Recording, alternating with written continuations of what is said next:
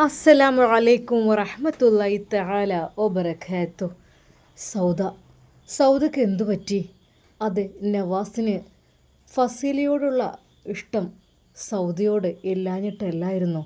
രണ്ടുപേരെയും ഒരുപോലെ കാണണമെന്ന് ആഗ്രഹിച്ചതായിരുന്നു. പക്ഷേ ഞാൻ ഫസീലയ്ക്ക് അത്ര അവഗണന നൽകിയിട്ടില്ല. അവൾ എന്തൊക്കെ പറഞ്ഞിട്ടും കാട്ടിയിട്ടും ചെയ്തിട്ടും അവൾക്ക് വേണ്ടി ഞാൻ ക്ഷമിച്ചിരുന്നു. ഒരുപാട് പലതവണ റൂമിൽ നിന്ന് അവൾ പലതും എന്നെ പറഞ്ഞിട്ടുണ്ട്. ആണത്തമില്ലാത്തവെന്ന് വരെ എന്നെ വിളിച്ചു പോകിയിട്ടുണ്ട്. പക്ഷേ അതിലെല്ലാം ഞാൻ ക്ഷമിച്ചിരുന്നു. എന്നാൽ സൗദ അവൾ അത്രയധികം എന്നോട് മോശമായി പെരുമാറിയിട്ടില്ല. അതുമാത്രമല്ല, അവൾക്ക് ഞാൻ നല്ല അവഗണന നൽകുകയും ചെയ്തു. അവൾ എന്നെ വിട്ട് പോയപ്പോൾ മുതൽ പിന്നീട് അവൾക്ക് ഞാൻ വിളിച്ചില്ല. ശരിക്കും അവൻ്റെ മനസ്സിൽ ഒരു കുറ്റബോധം തോന്നി. ഒരു പക്ഷേ അവൾ ഞാനൊന്ന് വിളിച്ചിരുന്നെങ്കിൽ, പക്ഷേ എനിക്ക് തോന്നിയില്ല. എല്ലാവരും കൂടി എന്നെ ഒരു പൊട്ടനാക്കുന്ന രീതിയിലാണ് എനിക്ക് തോന്നുന്നത്. അതുകൊണ്ട് തന്നെ ഞാൻ സൗദിയെ തീരെ വിളിച്ചില്ല. ഒരു പക്ഷേ എൻ്റെ വിളിയും എൻ്റെ കോളും എൻ്റെ മെസ്സേജും ഒന്നുമില്ലാതെയായപ്പോൾ ഒരു പക്ഷേ അവൾ വല്ല കടുങ്കയും ചെയ്തോ എന്നതായിരുന്നു നവാസിൻ്റെ മനസ്സിലുള്ളത്. കാരണം അവൻക്ക് അതുകൊണ്ടാണ്, അല്ലാതെ സൗദിയോട് ഇത്രയധികം പ്രത്യേകിച്ച് സ്നേഹമുണ്ടായിട്ടല്ല. എൻ്റെ സ്നേഹം അവൾക്ക് കിട്ടിയിരുന്നു ആദ്യം ഗൾഫിലായപ്പോൾ. പക്ഷെ പിന്നീട് അവൾ അങ്ങനെയൊക്കെ പറഞ്ഞു പോയപ്പോൾ ശരിക്കും എനിക്കെന്തെന്നറിയില്ല, അവളോട് വല്ലാത്തൊരു വെറുപ്പ് തോന്നി. അങ്ങനെ അങ്ങ് പോകട്ടെ എന്ന് ഞാനും വിചാരിച്ചു. പക്ഷെ അത് ഈ രീതിയിലായിത്തീരുമെന്നറിഞ്ഞില്ല. ഒന്നുമില്ലെങ്കിൽ അവൾക്കും കുഞ്ഞിനും ഒരുമിച്ച് ജീവിക്കാമല്ലോ. ഞാൻ അവരുടെ ജീവിതത്തിലേക്ക് ശല്യമായിട്ടൊന്നും പോകുന്നില്ല. എനിക്കൊട്ടും താല്പര്യമില്ല. കാരണം എല്ലാവരും അവരുടെ ഇഷ്ടത്തിന് ജീവിച്ചോട്ടെ. ഞാൻ ആരെയും ശല്യപ്പെടുത്തുന്നില്ല. പക്ഷേ എൻ്റെ 2 ഭാര്യമാർക്കും വേണ്ടിയുള്ള ചെലവിനുള്ള തുക ഞാൻ കൃത്യമായി അയച്ചു കൊടുത്തിരിക്കും. അതിലൊരു മാറ്റം ഞാൻ വരുത്തൂല. കാരണം പലപ്പോഴും പലരും ആഗ്രഹിക്കുന്നത് പണമായിരിക്കും. പ്രത്യേകിച്ച് ഇപ്പോഴത്തെ സ്ത്രീകൾ ഒരിക്കലും ആണുങ്ങളെ സാന്നിധ്യത്തേക്കാൾ അവർക്ക് കൂടുതൽ ഇഷ്ടം പണമായിരിക്കും. അതെ, പണമുണ്ടായി കഴിഞ്ഞാൽ എന്തും ഉണ്ടാവുമല്ലോ. അതുകൊണ്ട് അവളുടെ ഒരു കാര്യത്തിലും ഞാൻ കുറവ് വരുത്തിയിട്ടില്ല. സത്യമായിട്ടും വിമാനത്തിൻ്റെ വാതിൽ തുറന്നു. യാത്രക്കാർ പതുക്കെ പുറത്തേക്ക് ഇറങ്ങി തുടങ്ങി. നവാസ് തൻ്റെ ആ ബാഗ് കയ്യിലെടുത്ത് മുകളിലെ ക്യാബിനിൽ ഉണ്ടായിരുന്ന ചെറിയ ബാഗ് താഴെ ഇറക്കുമ്പോൾ കൈ ഒന്ന് വിറച്ചു. അവൻ്റെ ജീവിതം പോലെ തന്നെ അതെ, ആ ബാഗിനും ആ ഒരു സ്വഭാവമുണ്ടോ എന്ന് തോന്നിപ്പോയി. എയറോസ്റ്റസ് ചിരിച്ചുകൊണ്ട് പറഞ്ഞു, താങ്ക് യു സർ. നവാസ് ഒരു ചെറു ചിരി നടിച്ചു. പക്ഷേ ആ ചിരിക്ക് ജീവനില്ലായിരുന്നു. എയ്റോ ബ്രിഡ്ജിലൂടെ നടന്ന് എയർപോർട്ടിനകത്തേക്ക് കയറുമ്പോൾ തണുത്ത AC-യുടെ കാറ്റ് മുഖത്തടിച്ചു. ചുറ്റും ആളുകളുടെ തിരക്ക്. ഒരാൾ വീഡിയോ കോൾ ചെയ്യുന്നു. ഉമ്മ, ഞാൻ എത്തിയിട്ടോ, ഞാനിതാ ഇപ്പോൾ ഇറങ്ങാൻ നിൽക്കുകയാണ്. മറ്റൊരാൾ, എടാ ഞാൻ ലഗേജ് എടുത്തിട്ട് വരാം, ഇവിടെ വെയിറ്റിങ്ങിലാണ്. കുട്ടികൾ ഓടി നടക്കുന്നു. അവയെല്ലാം നോക്കിയപ്പോൾ നവാസിൻ്റെ നെഞ്ച് കൂടുതൽ ഭാരം പിടിച്ചു. കാരണം സന്തോഷമുള്ള മനുഷ്യരുടെ ഇടയിൽ ദുഃഖമുള്ള ഒരാൾ നിൽക്കുമ്പോൾ അവൻ്റെ ഏകാന്തത ഇരട്ടിയാകും. എമിഗ്രേഷൻ കൗണ്ടറിന് മുമ്പിൽ നീണ്ട വരി. ഓരോരുത്തരും പാസ്പോർട്ട് എടുത്ത് കാത്തു നിൽക്കുന്നു. നവാസും വരിയിൽ നിന്നു. അവൻ്റെ മുന്നിൽ ഒരു കുടുംബം. ചെറിയ കുട്ടി ഉറക്കത്തിൽ ഉപ്പയുടെ തോളിൽ കിടക്കുന്നു. ഭാര്യ ഭർത്താവിനോട് പറഞ്ഞു, വീട്ടിലെത്തിയാലേ നാളെ നേരെ ഉമ്മയുടെ വീട്ടിലേക്ക് പോകണം. അവർ ചിരിച്ചു. നവാസ് പെട്ടെന്ന് കണ്ണു മാറ്റി. അവരൊക്കെ എത്ര സന്തോഷത്തോടു കൂടിയാണല്ലേ പോകുന്നത്. കാരണം അവനിപ്പോൾ കുടുംബ സംസാരം കേൾക്കുന്നത് പോലും വേദനയായിരുന്നു. സൗദിയെക്കുറിച്ചുള്ള ഓർമ്മകൾ. അവൾ എന്ത് ചെയ്തു? അവൾ വല്ല കടുങ്കയും ചെയ്തോ റബ്ബേ? എൻ്റെ അസാന്നിധ്യം കൊണ്ടാണോ? ഞാൻ വിളിക്കാത്തത് കൊണ്ടാണോ? ഞാൻ അവളുടെ ഇഷ്ടത്തിന് ജീവിച്ചോട്ടെ എന്ന് കരുതിയാണ് വിട്ടുകൊടുത്തു. അവൻ്റെ ടേൺ വന്നു. എമിഗ്രേഷൻ ഓഫീസർ പാസ്പോർട്ട് വാങ്ങി നോക്കി. ഓഫീസർ ഒരു നിമിഷം അവനെ നോക്കി. ആ കണ്ണുകളിൽ ക്ഷീണം വ്യക്തമായിരുന്നു. Purpose of return? ആ ചോദ്യം കേട്ടപ്പോൾ നവാസ് ഒന്നും മിണ്ടാതെയായി. എന്ത് പറയും? ജീവിതം തകർന്നതാണ്, തിരിച്ചു വന്നതെന്ന് പറയുമോ? അവൻ പതുക്കെ പറഞ്ഞു, ഹോം. ഓഫീസർ സ്റ്റാമ്പടിച്ച് പാസ്പോർട്ട് തിരികെ കെടുത്തു. Welcome back. ആ വാക്ക് കേട്ടപ്പോൾ നവാസിൻ്റെ കണ്ണുകൾ നിറഞ്ഞു. Welcome back. അതെ, വീണ്ടും തന്നെ ആരോ സ്വാഗതം ചെയ്യുന്നു. പക്ഷേ അവൻ മടങ്ങി പോരണോ എന്ന് വരെ ആഗ്രഹിച്ചിരുന്നു. ഉള്ളത് കൊണ്ട് നാട്ടിലങ്ങ് കഴിഞ്ഞാലോ? കൂടുതൽ സമ്പാദ്യമൊന്നും വേണ്ട. ഷോപ്പുകൾ അങ്ങനെ നടന്നുകൊണ്ടിരിക്കും. അതിൻ്റെ സാലറി കിട്ടുകയും ചെയ്യും. ഞാൻ ഇനിയും പുതിയ ബിസിനസ്സിലേക്ക് കടക്കുകയാണ്. കടന്നു കഴിഞ്ഞു. വീണ്ടും വീണ്ടും ഒരുപാട് വരുമാനം കാര്യങ്ങളൊക്കെ ഉണ്ട്. അല്ലെങ്കിൽ മനുഷ്യൻ അങ്ങനെയാണല്ലോ. ഒന്ന് വിജയിച്ചു കഴിഞ്ഞാൽ അപ്പുറം വേറൊന്ന് തുടങ്ങും. അങ്ങനെ. പക്ഷേ എൻ്റെ കൂട്ടുകാരൻ പറഞ്ഞതുകൊണ്ട് അവനിട്ടിട്ട് പോകാനും വയ്യ. അടുത്തത് ബാഗേജ് ബെൽറ്റ്. വലിയ സ്ക്രീനിൽ ഫ്ലൈറ്റിൻ്റെ നമ്പർ തെളിഞ്ഞു. ബെൽറ്റ് തിരിഞ്ഞു തുടങ്ങി. ആളുകൾ ആവേശത്തോടെ മുന്നോട്ട് ചേർന്നു. ചിലർ വലിയ TV ബോക്സുകൾ, ചിലർ ചോക്ലേറ്റ് കാർട്ടൂണുകൾ, ചിലർ കുട്ടികൾക്കുള്ള കളിപ്പാട്ടങ്ങൾ. ഓരോ ബാഗിന് പിന്നിലും ഓരോ സ്വപ്നങ്ങൾ. നവാസിന് മാത്രം കൂടുതലായി മനസ്സിലൊന്നുമില്ല. പക്ഷേ തൻ്റെ കൂട്ടുകാരൻ കൊടുത്തയച്ച ആ ഒരു പെട്ടി, അതിലെന്താണെന്നോ ഏതാണെന്നോ എന്നും അവൻ അറിയുന്നില്ല. കസ്റ്റം ക്ലിയറൻസ് കഴിഞ്ഞ് പുറത്തേക്കുള്ള ഗ്ലാസ് ഡോറുകൾ തുറന്നു. അവിടെയാണ് യഥാർത്ഥ വികാരങ്ങൾ തുടങ്ങിയത്. ഇക്ക എന്ന് വന്ന് ഒരു പെൺകുട്ടി ഓടി വന്ന് സഹോദരനെ കെട്ടിപ്പിടിച്ചു. ഒരു ഉമ്മ മകൻ്റെ മുഖം പിടിച്ച് കരഞ്ഞു. പൊന്നു മോനെ. ഒരു കുട്ടി അച്ഛ എന്ന് വിളിച്ചോടി. എയർപോർട്ട് മുഴുവനും കണ്ണീരും ചിരിയും ചേർന്നൊരു ലോകം. ആ കാഴ്ചകൾക്കിടയിൽ നവാസ് തൻ്റെ ട്രോളി തള്ളിക്കൊണ്ട് പതുക്കെ പുറത്തേക്ക് നടന്നു. അവനെ നോക്കി ആരും കൈവീശിയില്ല, ആരും ഓടിയെത്തിയില്ല, ആരും പറഞ്ഞില്ല നവാസേ. അവനൊന്ന് നിന്നു, ചുറ്റും നോക്കി. ഒരു നിമിഷം മനസ്സ് വെറുതെ പ്രതീക്ഷിച്ചു ഒരാളെങ്കിലും ഉണ്ടാകുമോ എന്ന്. ഇല്ല, പക്ഷേ അതെൻ്റെ തോന്നലായിരുന്നു. അത് അവൻ ഒറ്റക്കായിരുന്നു. അപ്പോഴേക്കും അത് ആളുകളെല്ലാം അവരുടെ ലഗേജുകളുമായി അവരുടെ വാഹനത്തിലേക്ക് അവരെ കൊണ്ടുപോകുന്നു.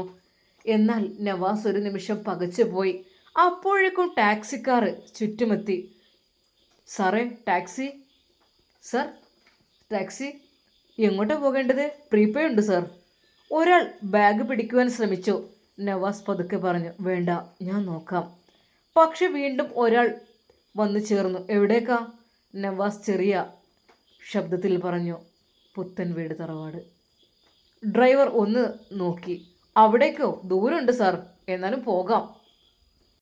അവൻ ജനിച്ചു വളർന്ന പുത്തൻ വീട് തറവാട്ടിലേക്കായിരുന്നു നവാസ് പറഞ്ഞത്. കാരണം ഞാൻ ഫസീല നിൽക്കുന്ന അവരുടെ വീട്ടിലേക്കല്ല ഇപ്പോൾ പോകുന്നത്. എനിക്കിപ്പോൾ പോകേണ്ടത് എൻ്റെ ഉമ്മയുടെ അടുത്തേക്കാണ്. അങ്ങനെയതാ അവൻ ടാക്സിയിൽ കയറാൻ ശ്രമിക്കുന്നു. പുറത്ത് മഴയുടെ മണം, രാത്രിയുടെ തണുപ്പ്. ടാക്സിയുടെ ഡിക്കിൽ ബാഗ് വെച്ചു. നവാസ് പിന്നിലെ സീറ്റിൽ കയറി. കാർ പതുക്കെ എയർപോർട്ടിൽ നിന്ന് പുറത്തേക്ക് ഇറങ്ങി. ആ ഗ്ലാസിന് അപ്പുറമായി ലൈറ്റുകൾ പായുന്നു. അവൻ്റെ മനസ്സ് പിന്നോട്ടായിരുന്നു. അതെ, അവൾ എവിടെയായിരിക്കും? സൗദ, ഞാൻ നിന്നൊരിക്കലും ഉപദ്രവിക്കില്ല. നീ നിൻ്റെ ഇഷ്ടം പോലെ ജീവിച്ചോ. നിനക്കതിനുള്ള ക്യാഷും കാര്യങ്ങളും ഞാൻ തരുന്നുണ്ട്. പക്ഷെ ഇത്രയൊക്കെ തന്നിട്ടും നീ എന്തിനാണ് ഈ ഒളിച്ചുകളി കളിക്കുന്നത്? നീ എന്തിന് വേണ്ടാത്തത് ചിന്തിക്കുന്നത്? നീ എന്തിനു വേണ്ടിയിട്ടാണ് കടുങ്കൈ ചെയ്യാൻ ശ്രമിക്കുന്നത്? ഒരിക്കൽ പോലും നിനക്കതിൻ്റെ ആവശ്യമില്ലല്ലോ മോളെ. നിനക്ക് എത്ര ലക്ഷങ്ങളാണ് ഞാൻ തരുന്നത്. നീ അതൊന്നും ആ ഒരു വേണ്ട, എന്നെ ഒഴിവാക്കിയേക്ക്. നീ നിൻ്റെ ഇഷ്ടം പോലെ ജീവിച്ചോ. കുഞ്ഞും നിൻ്റെ വീട്ടുകാരും. നിൻ്റെ വീട്ടുകാർക്ക് വലിയ വീട്, വലിയ കാറ്, പിന്നെ അവർക്ക് അത്യാവശ്യത്തിന് ചിലവിനുള്ള 1-2 ഷോപ്പുകൾ, അതൊക്കെ സെറ്റാക്കി കൊടുത്തു. പോരാത്തതിന് നിങ്ങൾക്ക് മാസത്തിൽ ലക്ഷങ്ങൾ തരുന്നു. അത്രയൊക്കെ സുഖങ്ങളും സൗകര്യങ്ങളും ചെയ്തു തന്നിട്ടും നീ എന്തിനാണ് അവിടെ നിന്ന് ഇറങ്ങിപ്പോകാനൊക്കെ ശ്രമിക്കുന്നത്? നല്ല രീതിയിൽ നിന്നോടായിരുന്നോ? അതെ, അവൻ്റെ മനസ്സിലെ ചിന്തകൾ അങ്ങനെ പോയിക്കൊണ്ടിരുന്നു. എന്നാൽ പെട്ടെന്ന് ടാക്സി ഡ്രൈവർ ചോദിച്ചു, സർ, ഇത് ഏത് റോട്ടിലേക്കാണ്? വലത്. ഓക്കെ. അങ്ങനെ ടാക്സി വീണ്ടും ഓടിക്കൊണ്ടിരുന്നു. അവൻ്റെ മനസ്സിൽ പല പല ചിന്തകൾ. ഏകദേശം അരമണിക്കൂറിന് ശേഷം അതാ തൻ്റെ പ്രിയപ്പെട്ട വീട്ടിലേക്കുള്ള ആ ഒരു വഴി തെളിഞ്ഞു വന്നു. ഇനി റൈറ്റിലേക്ക്. ഓക്കെ. പുത്തൻ വീട് തറവാടിൻ്റെ വീട്ടിലേക്കുള്ള വഴി അത് ശരിക്കും ദൂരെ നിന്ന് തന്നെ തെളിഞ്ഞു കാണാം. 2 ഭാഗത്തുമായിട്ട് മതിലിൻ്റെ 2 ഭാഗത്തും ലൈറ്റുകൾ ഘടിപ്പിച്ച് അതിനുള്ളിൽ വലിയൊരു ഗ്രൗണ്ടിനുള്ളിൽ വലിയൊരു കൊട്ടാരം പോലുള്ള വീട്. അതാണ് നവാസിൻ്റെയും ഷമ്മാസിൻ്റെയും ഫൈസലിൻ്റെയും ഒക്കെ വീട്. ശരിക്കും തലയെടുപ്പോട് കൂടി ഉയർന്നു നിൽക്കുന്ന ആ ഒരു വീട് അത് എവിടെ നിന്ന് നോക്കിയാലും കാണാൻ കഴിയുന്ന രീതിയിലായിരുന്നു. ആ റോഡിൻ്റെ ആ ഭാഗത്ത് എവിടെ നിന്ന് നോക്കിയാലും പുത്തൻ വീട് എന്നുള്ള ആ ഒരു ഗേറ്റിലെ ബോർഡും തെളിഞ്ഞു കാണുമായിരുന്നു. സർ, ഇവിടെയാണോ? ആ അതെ, യെസ്. അങ്ങനെ അതാ ആ ഒരു ടാക്സി നേരെ പുത്തൻവീട് തറവാടിൻ്റെ ഗേറ്റിനടുത്തേക്ക് വരുന്നു. ഗേറ്റ് കടന്ന് നേരെ മുറ്റത്തേക്ക് അതാ വണ്ടി കയറി. ടാക്സി ഡ്രൈവർ ലഗേജസ് എല്ലാം പുറത്തേക്ക് എടുത്തു വെച്ചു. അവൻ അതിനുള്ള ക്യാഷ് കൊടുക്കുകയും ഗൂഗിൾ പേ ചെയ്തു. ഒട്ടും പ്രതീക്ഷിക്കുന്നില്ല അതെ നവാസ് അപ്പോൾ വരുന്നത്. ഐഷുമ്മ ദിക്റുകളും സലാത്തുകളും ചൊല്ലിക്കൊണ്ട് അവിടെ ഇരിക്കുകയായിരുന്നു.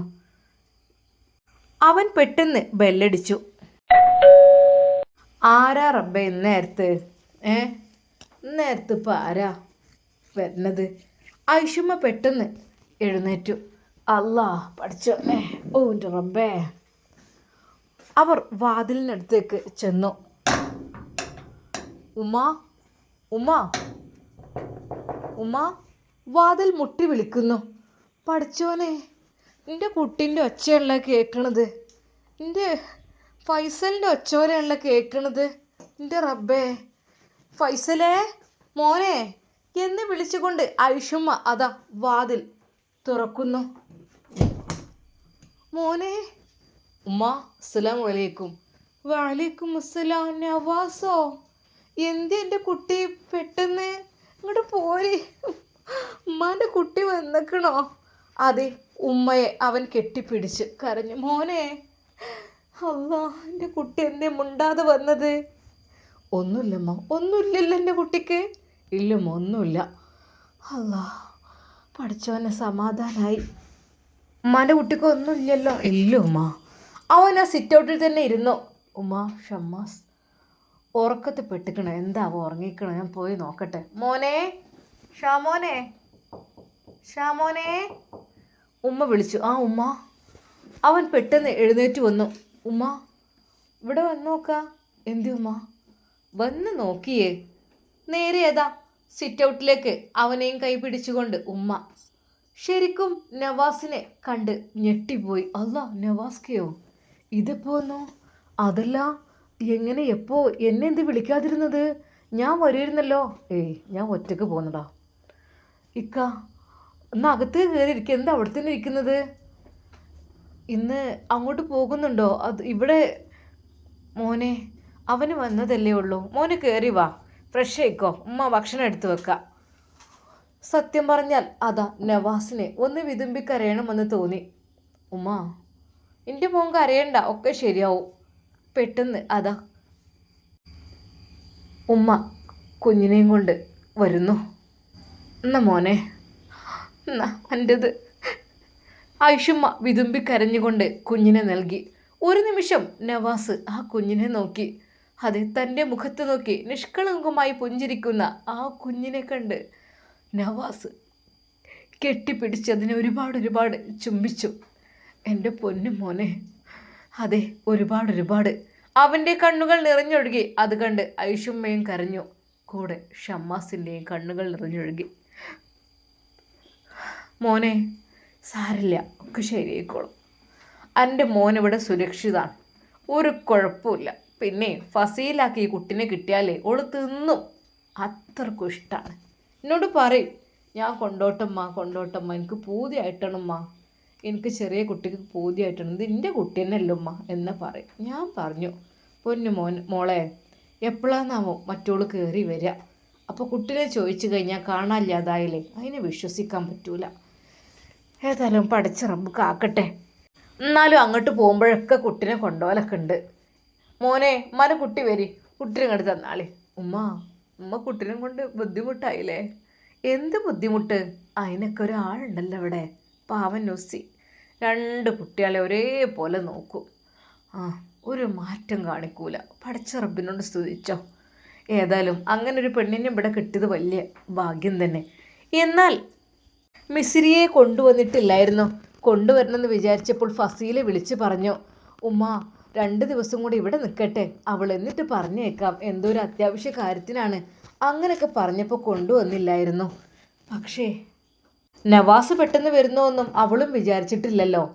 ഏതായാലും ഉമ്മ അതാ അപ്പോഴേക്കും അവനുള്ള ഭക്ഷണമെല്ലാം എടുത്തു കൊടുക്കാൻ നിൽക്കുന്നു. നുസൈബ പെട്ടെന്ന് അങ്ങോട്ട് വന്നു. അല്ലാ നുസി, പിന്നെ ഇക്കാക്ക വന്നിട്ടുണ്ട്, നവാസ്ക. അല്ല നവാസ്കയോ? പഠിച്ചോനെ, അത് ഇക്കാക്ക എന്താ ഫുഡ് സെറ്റാക്കേണ്ടത്? ഒക്കെ ഇല്ലേ മോളെ? ആ ഉണ്ട്, ഞാൻ എടുത്തു വെക്കാം. അവൾ പെട്ടെന്ന് തന്നെ അതാ അടുക്കളയിലേക്ക് ഓടി. അപ്പോഴേക്കും അതാ നവാസ് ഒന്ന് ഫ്രഷ് ആകാൻ വേണ്ടി അവൻ്റെ മുകളിലത്തെ റൂമിലേക്ക് കയറി. ഒരു നിമിഷം അവൻ എന്തൊക്കെയോ ചിന്തിച്ചു. അത് സൗദ, അവൾ ഈ വീട്ടിൽ നിന്ന് ഇറങ്ങിപ്പോയത്, അതെല്ലാം ചിന്തിച്ചു. അതിനുശേഷം മനസ്സിനൊരു സമാധാനമൊന്നും ഉണ്ടായിട്ടില്ല. എന്തായാലും ഫസീല ജീവിതത്തിലേക്ക് തിരിച്ചു വന്നു. എൻ്റെ ജീവിതം അങ്ങനെ ഒരുപാട് വിഷമങ്ങളും ബുദ്ധിമുട്ടുകളും പ്രയാസങ്ങളും നിറഞ്ഞതാണ്. അതുകൊണ്ട് തന്നെ അതിനെക്കുറിച്ചൊക്കെ ചിന്തിക്കാതെയാണ് നല്ലത്. പെട്ടെന്ന് അവൾ ആ റൂമിലുള്ള ആ ഒരു ഫോട്ടോ നോക്കി.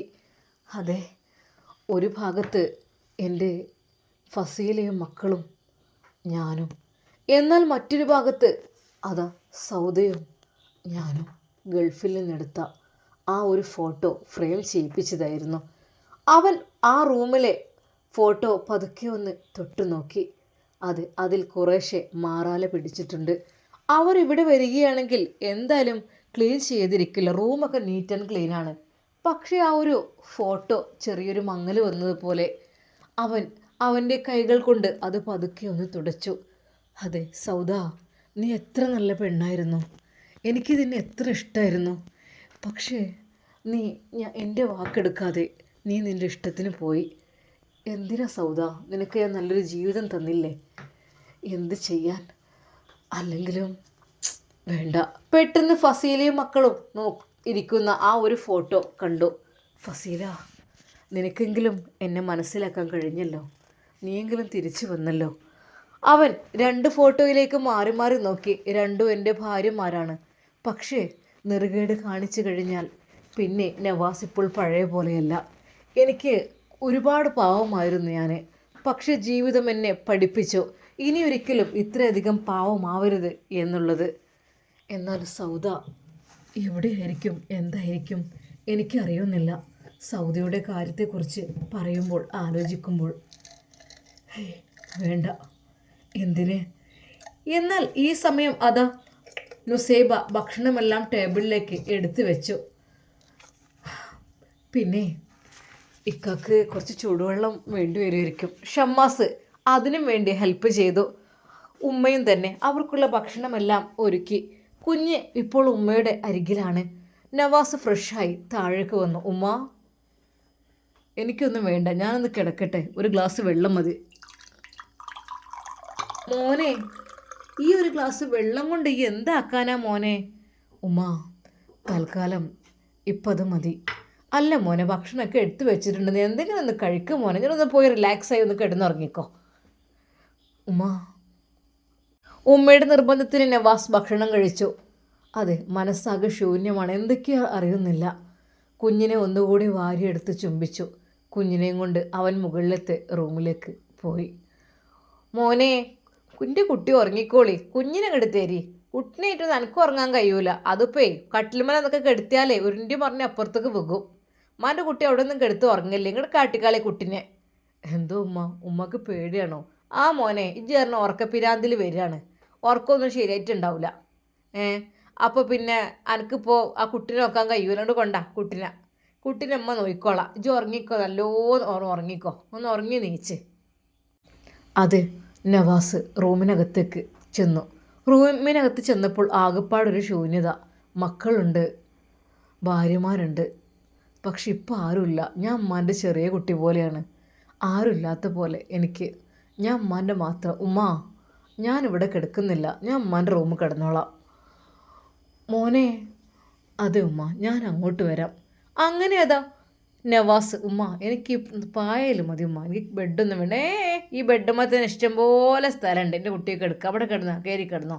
അങ്ങനെ അതാ നവാസ് ഉമ്മയുടെ ആ ബെഡിൽ തന്നെ കയറി കിടന്നു. സത്യം പറഞ്ഞാൽ ആയിഷുമ്മ അവൻ്റെ മുടിയിഴകൾ തലോടിക്കൊണ്ടിരുന്നു. പഠിച്ചോനെ, എൻ്റെ കുട്ടിൻ്റെ ഒരു കാര്യം. ഏതായാലും നവാസ് പതുക്കെ ഉറക്കത്തിലേക്ക് വഴുതി വീണു.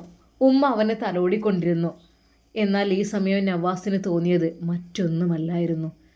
തന്നെ ചെറുപ്പകാലത്ത് തൻ്റെ പ്രിയപ്പെട്ട ഉമ്മയുടെ അരികിൽ ഞാൻ കിടക്കുന്നതായിട്ട് അവന് തോന്നി.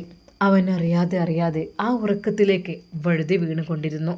എന്നാൽ ഈ സമയം അതാ പോലീസ് സ്റ്റേഷനിൽ അവരുടെ വീട് ഒന്ന് സെർച്ച് ചെയ്യണം, അവിടെ എന്തൊക്കെയോ ദുരൂഹതകൾ ഒളിഞ്ഞു കിടപ്പുണ്ട് എന്ന് നമ്മുടെ നജീബ് സാർ ഷെഹർബാനോട് പറയുന്നു.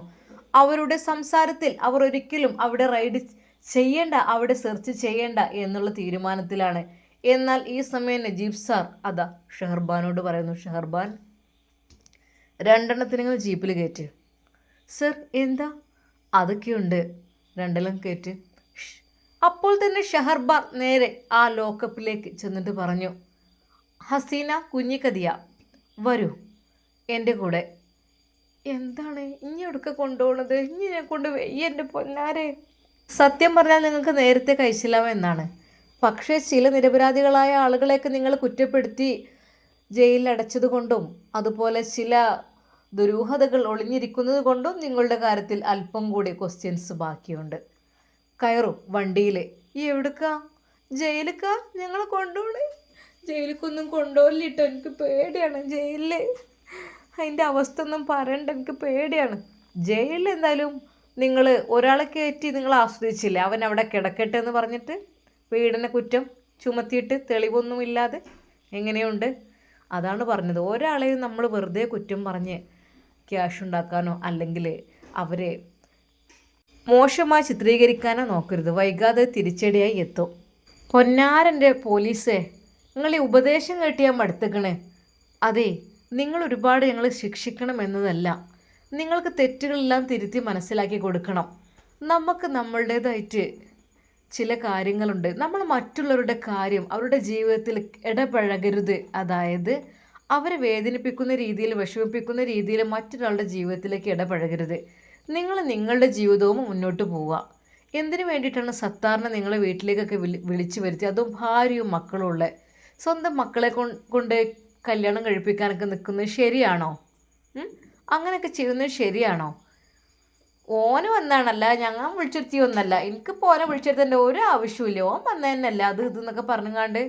അങ്ങനെയല്ലല്ലോ കേട്ടത്. ഭാര്യയുടെ മൊഴി അങ്ങനെയല്ലല്ലോ. പൊന്നു പോലീസേ, ദയവായി അതിനെക്കുറിച്ചൊന്നും പറയല. കഴിഞ്ഞു പോയ കേസ് ശരിയാണ്, കഴിഞ്ഞു പോയതാണ്. പക്ഷേ ഇപ്പം നമ്മൾ പോകുന്നത് നിങ്ങളുടെ വീട്ടിലേക്കാണ്. എന്തിനു പോണത്? ഞങ്ങളെ വീട്ടിലേക്ക് ഇപ്പം പോണ്ട. അതെന്താ നിങ്ങളുടെ വീട്ടിലേക്ക് പോകാൻ എത്ര നിങ്ങൾക്ക് പേടി? അന്ന് പോലീസുകാർ കുറേ കയറി നിരങ്ങിക്കണേ. ഇനിയും ഞങ്ങളെ പെര അങ്ങനെ അക്കോലം കാട്ടിക്കൂട്ടണം നിങ്ങൾക്ക്? വല്ലാത്തൊരു പുതുമന്നെ.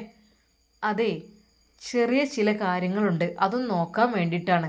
പിന്നെ നിങ്ങളുടെ വീടിൻ്റെ കീ അതിപ്പോൾ ഇതാ കണ്ടില്ലേ, എൻ്റെ കയ്യിലല്ല, നജീബ് സാർ കയ്യിലായിരുന്നു ഇരുന്നിരുന്നത്. പക്ഷേ എനിക്കിപ്പോൾ ഇത് എൻ്റെ കയ്യിൽ തന്നു.